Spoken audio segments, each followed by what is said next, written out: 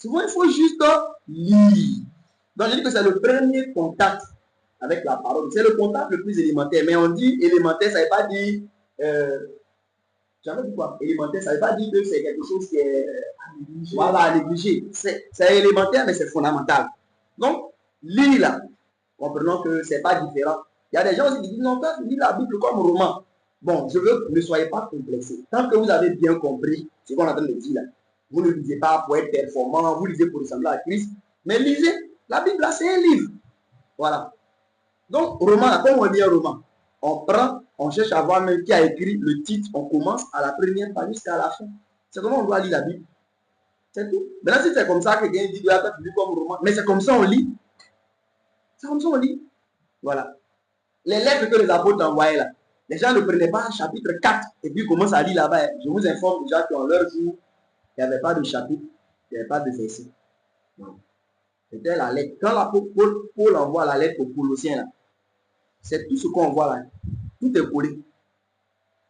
S'il a espacé là, c'est pour juste que les gens comprennent. Mais il n'y a pas chapitre 1, verset 1, et puis il écrit verset 2. Et puis, non, vous ne mettez pas ça dedans. Après, les gens peuvent pouvoir se retrouver plus facilement. On fait donc ce dispatching. Donc, je vais dire que lisons de la manière la plus simple. Voilà. Avec application et puis de manière suivie. Voilà, de manière suivie. Je vais dire, surtout, quand je dis suivi, là, je ne vais pas forcément dire, bon, parce qu'aujourd'hui, la plupart d'entre nous, on n'est pas nouveau chrétien. Donc, je ne vais pas forcément dire que chaque fois, il faut lire Matthieu. Après Matthieu, tu lis Marc. Après Marc, tu lis Luc. Après Luc, Jean. Non, voilà, tu peux lire.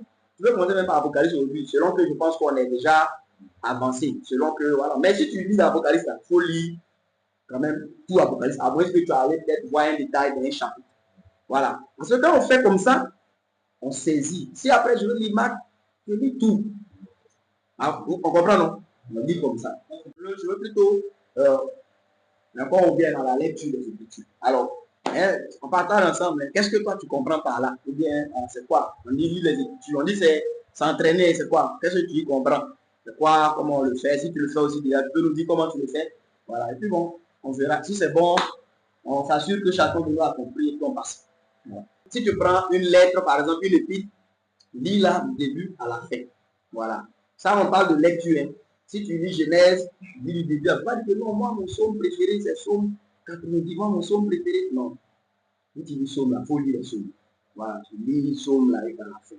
Ça te permet de comprendre. Même si dedans, il y a un chapitre qui peut particulièrement te marquer. C'est pas mauvais. Mais faut pas, toi, quand tu ouvres psaume net, psaume 91. Voilà. Dès que tu ouvres psaume net, psaume 91. Donc, ça veut dire que tu ne connais pas un autre psaume à part psaume 91. Non. Voilà. Nous, on retient que pour lire là, je vais dire, voilà, c'est vraiment se mettre en place. Mais ça ne veut pas dire que si je suis en train de lire que il y a un verset sur lequel je veux revenir, et non, je prends connaissance de mon père. Non, je veux dire, c'est tout ça qu'Éric a dit, on se laisse conduire par l'Esprit de Dieu. On est en train de faire comprendre que, essentiellement, la lecture, ça nous met quand même au contact de l'information. Parce que l'eunuque va comprendre des explications de Philippe là. Ça provient de ce qu'il a déjà quand même glané un certain nombre d'informations. Mais il peut dire, mais est-ce que dans ce passage-là, dans ce passage, le prophète il parle de lui-même ou bien de quelqu'un d'autre? Au moins, il sait qu'il y a quelqu'un qui s'appelle Isaïe, il parle de quelqu'un, mais il ne sait pas, est-ce que cette personne c'est Isaïe lui-même? Là, Philippe, mais quand tu n'as même pas encore lu ça, et puis bon, Philippe il commence à expliquer qu'il a été amené comme, voilà, une brebis à l'abattoir, bon, tu ne sais même pas où il est, tu ne sais pas de quoi il parle. Donc, quand il commence à expliquer, vous voyez, notre Seigneur a été amené à l'abattoir. Donc, tu ne sais même pas où il est. Voilà, toi, tu es perdu. C'est-à-dire que tu n'as pas l'information. Donc, pour lire là, retenons que la lecture nous met au contact de l'information. Maintenant, après, on donne des conseils, mais précisons que ce sont des conseils. Afin de, par exemple, un nouveau frère ou une nouvelle sœur, on peut lui conseiller, par exemple, de lire, premièrement, le Nouveau Testament, soit une fois, soit deux fois. Après, j'ai dit que ce sont quoi? Des conseils. Si un nouveau frère dit de commencer par l'Ancien Testament, on va dire que c'est interdit. Vous avez compris, non? Voilà, je dis ce sont des conseils. Maintenant, souvent, on conseille ainsi, on peut lui expliquer le bien fondé de cela. Pourquoi, par exemple, on conseille de commencer soit par le Nouveau Testament? Mais parce que aussi, c'est comme ça, qu'il y a des nouveaux frères qui commencent dans l'Ancien Testament aussi. Là. Après, il dit qu'on ne mange pas porc. Ouais, non. Voilà. Parce qu'il a vu là-bas, il ne connaît rien dedans, il a vu là-bas qu'on ne mange pas porc. Or, le temps il va arriver dans le Nouveau Testament pour savoir qu'on mange là, il peut faire beaucoup de dégâts. Ouais, non. Donc, souvent, c'est bien de le faire commencer ici. Voilà, et puis nouveau là même, c'est un peu plus aisé à comprendre pour quelqu'un qui est surtout nouveau. Donc, je dis, ce sont des conseils, mais ce n'est pas interdit. Ce n'est pas interdit. La preuve, les premiers frères là, les premiers chrétiens, eux, leur écriture qu'ils avaient, c'était la plupart du temps ce que l'on appelle l'Ancien Testament. Ils n'avaient même pas encore le canon du nouveau qu'on a. Mais c'est ça, c'est là qu'ils lisaient et puis on leur expliquait. Voilà, mais au moins, parce que s'ils disent par exemple qu'on ne doit pas manger le porc, les conducteurs qui étaient là aussi étaient là pour expliquer ce que ces choses signifient aujourd'hui.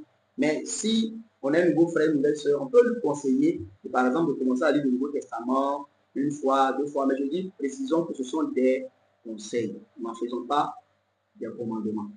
Voilà. Mais, en tout cas, pour moi, voilà essentiellement ce que je voulais dire. Si quelqu'un dit quelque chose, mais la lecture, voilà, c'est venir vraiment au contact de l'information. Voilà. Hier, par exemple, j'étais chez le Blanc, je prêchais, et puis j'ai cité quoi. Peut-être que c'était bien bizarre qui c'est. Bizarre de une maman qui a eu. Il sentait qu'elle en avait tout ça. Voilà. Voilà, où j'ai. De quoi j'ai parlé? Non, c'est quand je parlais du Lévite qui a découpé, voilà, qui a découpé sa concubine là. Mais bon, mais dans la Bible. Donc si tu n'as jamais lu ça, tu n'es pas informé. Après, je dis que comment comprendre ça, ça c'est le deuxième exercice. Ça va être le premier, mais le premier, c'est essentiellement vraiment être au contact avec l'information. C'est pour ça aussi qu'on est en train d'enseigner cela, voilà, pour qu'on puisse bien comprendre. Et puis aussi, comme je l'ai dit, s'il y a des lacunes dans ce qu'on faisait, c'est de pouvoir s'améliorer. Parce que si le Seigneur dit, n'avez-vous jamais lu? Quand il dit jamais là, ça veut dire que quand même, on devrait avoir lu ça au moins une fois. C'est important. Voilà. Parce que quand tu n'as jamais lu, c'est dangereux. Donc voilà l'exemple que tu dis là. Quelqu'un dit à Bakou que puis tu ne sais même pas qu'il fait partie des prophètes. Voilà. Et il y a des livres aussi, souvent, où la paresse, qu'on voit que c'est un peu long. Voilà, on balance ça. Voilà, ou bien chronique, on parle trop de noms là-bas. Lui là, son fils, c'est ça, son fils, c'est ça. On dit qu'on parle dessus. Mais, par exemple, les généalogies là, l'une des vertus que ça crée, c'est la patience. Vous savez ça? Hein? Voilà. Mais je veux dire que par exemple, l'une des vertus que les généalogies créent, même si ce n'est pas pour que tu retiennes tous les noms là, mais ça te rend patient. Voilà. Ça te rend patient. Voilà. Il faut, et quand tu vois, et souvent même, il y a des tests même dans le Deutéronome ou dans le nom, souvent, si tu ne fais pas attention, tu veux parler mal à lui qui a écrit. Quand on dit que le jour où les 12 princes ils font leur offrande là, on dit le premier jour, le prince de Juda, et puis on dit, voilà, il a offert un bœuf, 12 moutons, 12 plats d'or, ça a rempli de fleurs de farine. Et puis on dit le deuxième jour, et puis on dit la même chose pour 12. Il faut faire, on va avancer. Mais voilà, les 12 ont donné sur 12 jours, ouais, factorisé, bien parti. Mais est-ce que nous réalisons qui a inspiré ça? Ouais, si c'est le Saint-Esprit qui a inspiré ça, ça veut dire qu'il vise quelque chose. Et ça, c'est quelqu'un qui s'évertue après ça. Ça crée en toi de la patience. Les hommes même racontent une histoire de, je ne sais pas si c'est un instructeur qui a donné comme instruction à son élève de prendre un panier, non, et puis d'aller prendre de l'eau, je crois, à une source, là, puis venir remplir une bassine, tu vois, non? Voilà. Et donc, le gars, il prend l'eau dans le panier jusqu'à qu'elle va arriver là, tout est baissé. Il prend l'eau dans le panier, qu'elle va arriver là, tout est baissé. Non, allez, je plaignais, il ne peut pas remplir, voilà. Il a dit, il faut continuer, voilà. Mais en fait, je veux dire que derrière, dans cet exercice-là, ce que lui visait, ce n'était pas que cet élève-là remplisse en fait cette bassine. C'est vrai que tu ne peux pas, mais pendant que tu es en train de t'appliquer à faire ça, Il y a quelque chose d'autre qu'il voudrait que tu puisses acquérir. C'est lui qui sait. Voilà. Donc, quand par exemple, l'Esprit de Dieu, il est plus intelligent que celui qui nous a créés. Voilà. Mais si il dit, voilà, le premier jour, lui, là, il a donné ça. Et puis, il dit, le deuxième jour, il a donné ça. Le troisième jour, dans 12 jours. Mais il faut lire.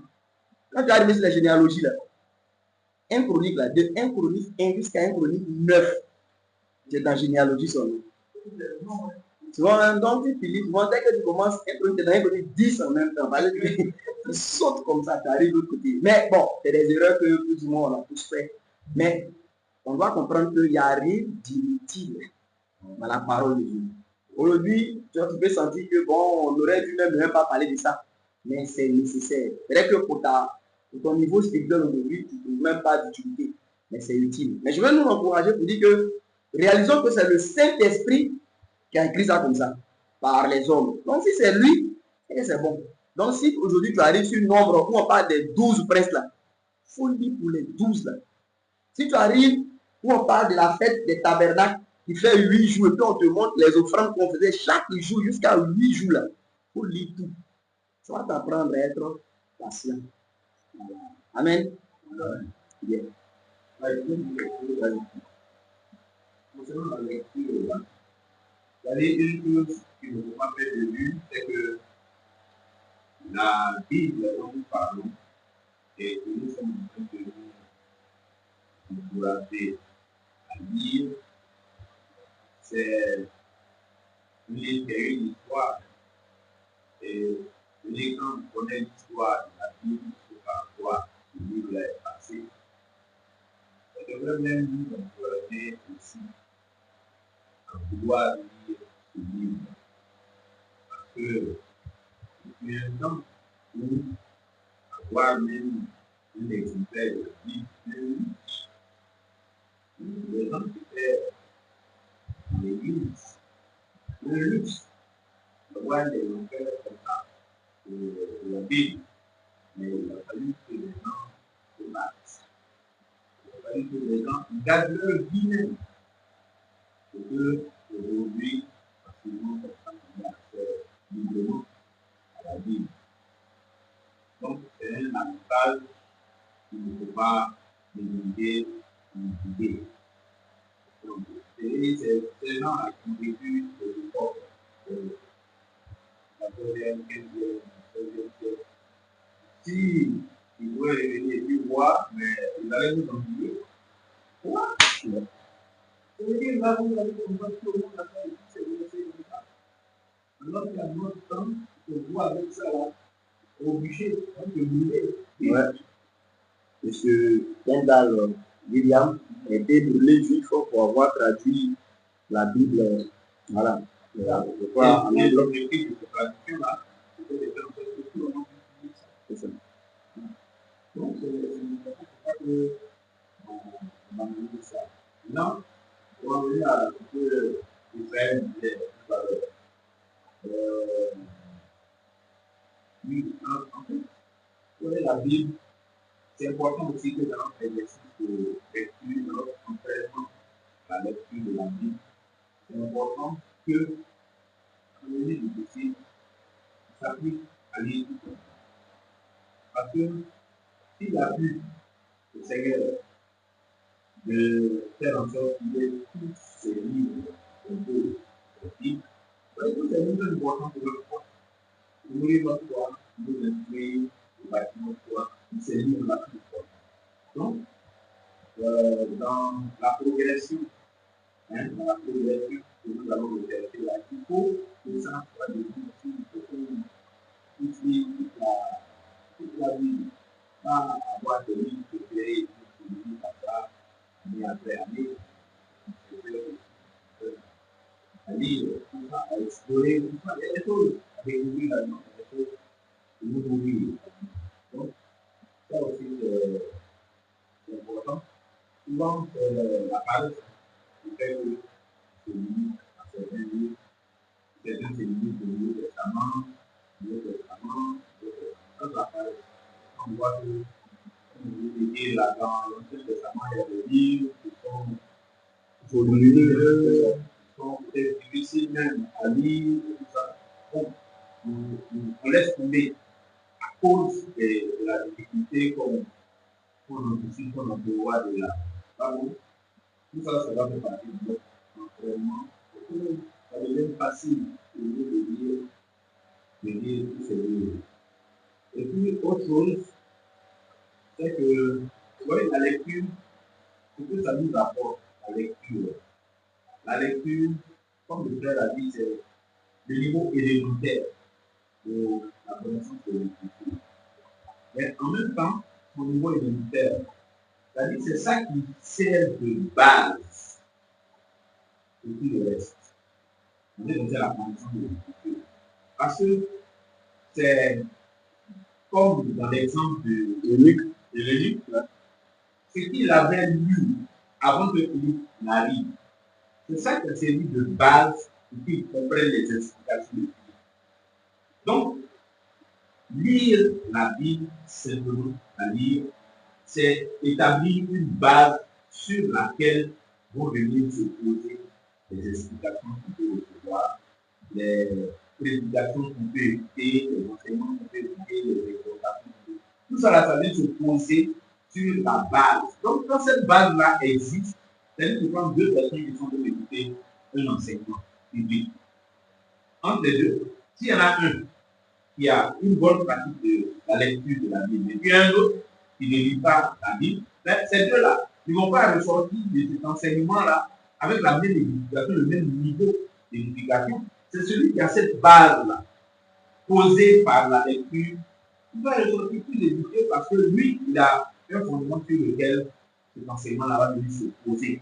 Et il le suit, il le comprend, il l'assimile, il acquiert la connaissance facilement de façon plus profonde de tout ça. Donc, c'est important. Pour ça, là aussi, peut-être aussi, c'est important de s'entraîner à la lecture, parce que ça nous donne une base sur laquelle les autres exercices de connaissance de l'écriture viennent se poser.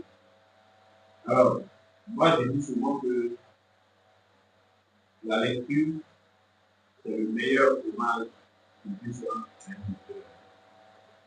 C'est-à-dire, quand tu rencontres un écrivain, il faut lui faire tous les compliments que tu veux. Mais tant que tu ne lui as pas dit qu'il lui faut dire, il n'a rien dit.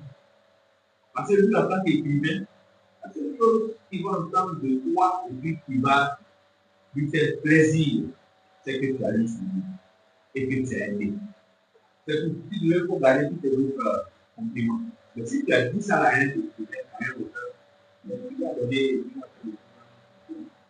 Et tu vois que Dieu, qui est l'inspirateur de la vie, c'est donc l'auteur de la vie, le plus grand compliment qu'on puisse lui faire, c'est le compliment d'un lecteur. Pour dire, ah, l'auteur, c'est lui ton livre là, vraiment, c'est un grand livre. Là, c'est un grand livre. Il a lu du début à la fin. Il a lu, c'est un grand livre. Ça, c'est un compliment, le meilleur compliment qu'on peut faire à un auteur. Bon, mais maintenant, pour pouvoir faire ce compliment, il faut avoir lu, effectivement, pour pouvoir le faire. Et puis, il y a la question aussi, dans la lecture, il y a la question aussi des versions. La question des versions. C'est bon aussi de lire différentes versions. Si, par la grâce de Dieu, par exemple, j'ai lu, en tout cas, moi, je peux le faire, quand j'ai fini de lire plusieurs fois en une seconde, après, j'ai eu envie de changer, de lire d'autres versions. Ça a son avantage aussi parce que ça apporte quelques éclairages supplémentaires. Puisque une version mais aussi qu'on ait une meilleure institution de cette traduction. Donc, ça aussi, ça a son avantage. Donc, ceux qui veulent, il faut prendre aussi d'autres versions pour pouvoir faire aussi la lecture avec eux. Voilà, c'est ça que je voulais vous. Alors, bon, je vais juste dire quelques mots. Hein. Pour moi, il est 2 heures. Je pense que les personnes sont quand même un peu fatiguées. Voilà, on pourra s'arrêter. Je veux juste dire que Voilà, les choses qu'on expliquait par rapport à la lecture. Est-ce qu'il y a une fréquence à laquelle il faut lire autant de fois que possible? Et si tu peux autant que possible le faire tous les jours, voilà.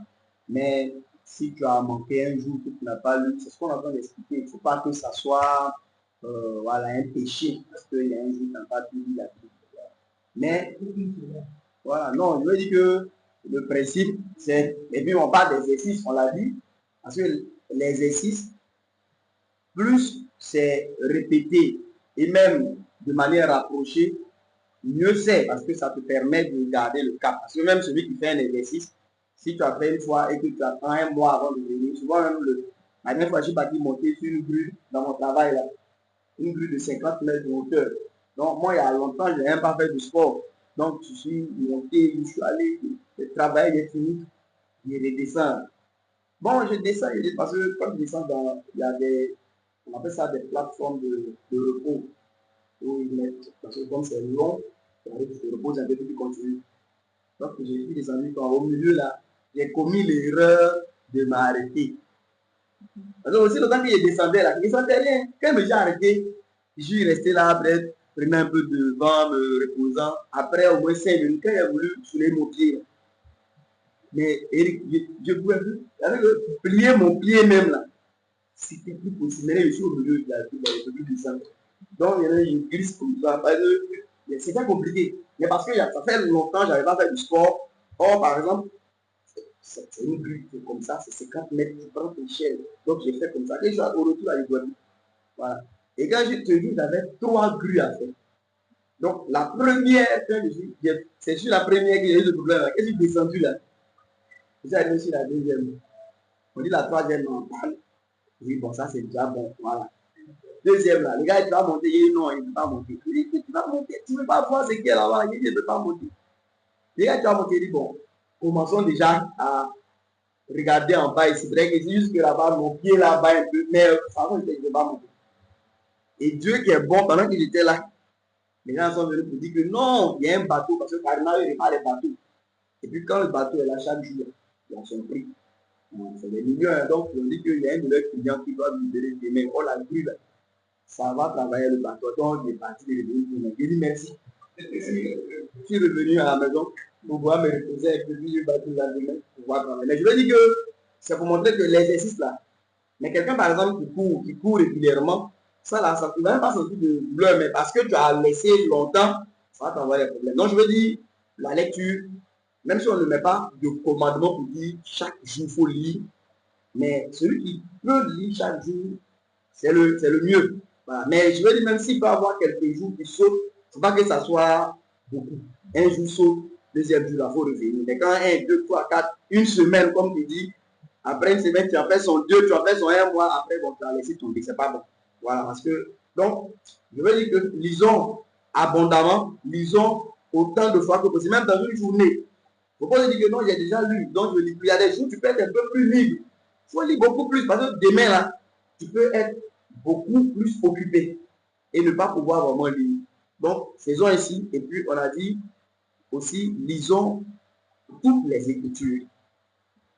Si tu prends un livre là, on commence du début jusqu'à la fin. Ne saute pas. Généalogie là, il faut lire. Les noms là, il faut lire. Ce qui est répété là, il faut lire. Discipline-toi comme ça. Voilà. Oui, mais il faudra le lire aussi. Hein? Alors, donc, je veux juste m'arrêter sur ça. Voilà. Et puis, je veux demander, est-ce que nous qui sommes là, chacun de nous déjà a bien compris cela et puis s'applique quand même déjà à lire les Écritures? Ou bien est-ce qu'il y a quelqu'un parmi nous, une vraie lecture là, il ne sait pas vraiment? C'est le cas. La pensée, c'est qu'il faut corriger. N'oublions pas que on dit on fait ça pour ressembler à Christ. Amen. Nous sommes ses élèves. On est à son école, donc appliquons-nous à lui. Et pour moi, la méditation, on en parlera si le Seigneur nous fait grâce la semaine prochaine. Et puis à ce niveau, je pense qu'on a besoin d'un peu plus de temps pour expliquer un peu mieux les choses. Là, ça a besoin aussi un peu plus je dirais, d'assistance, la lecture, l'habillement. Voilà ce qu'on a dit, ça peut passer. Mais la méditation, en plus, je pense, des méditations, ça nécessite un certain accompagnement. Par ceux qui sont un peu plus aguerris dans le Seigneur, comme on l'a dit là, c'est bon d'avoir un certain accompagnement. Et ne serait-ce que pendant un certain temps, pour savoir un peu mieux comment s'y prendre. Et puis après, le faire d'une manière un peu plus facile. Donc, voilà ce que je veux dire. Je vous remercie, bien aimés frères et sœurs. Merci pour votre patience, merci pour votre persévérance. Merci pour votre présence. Que le Seigneur daigne renouveler votre force, votre vigueur et qu'il vous donne une bonne journée de travail demain. Voilà. Et que l'affliction que vous avez eue là, qu'il vous en donne la consolation par son esprit. Amen.